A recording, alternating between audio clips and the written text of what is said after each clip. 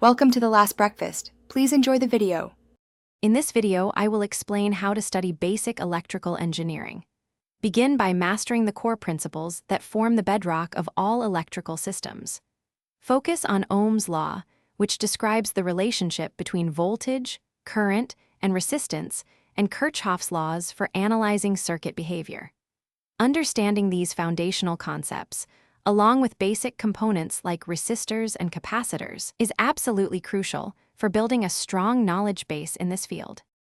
After grasping the theoretical concepts, it's essential to apply them practically. Get your hands dirty by building simple circuits on a breadboard. This tactile experience reinforces your understanding of how components interact. Utilize a multimeter to take real-world measurements, comparing them with your theoretical calculations. Additionally, explore circuit simulation software. These tools allow you to experiment with complex designs safely and efficiently, providing immediate feedback on your work. Once you have a solid foundation, delve deeper into specific areas. Differentiate between alternating current, or AC, and direct current, or DC, understanding their unique properties and uses.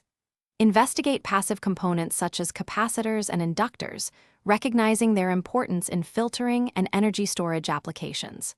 Furthermore, begin to explore active components like diodes and transistors, which are fundamental building blocks for modern electronic devices and systems. Electrical engineering is a field of continuous learning and problem solving. Consistently work through a wide variety of practice problems to reinforce your knowledge and develop critical thinking skills. Stay updated by regularly reading textbooks, reputable online resources, and engineering articles. Engaging with online communities and forums can also provide valuable insights and opportunities for collaborative learning, helping you tackle challenging concepts and expand your understanding. Thanks for watching. If this was helpful, leave a like and consider subscribing. See you next time.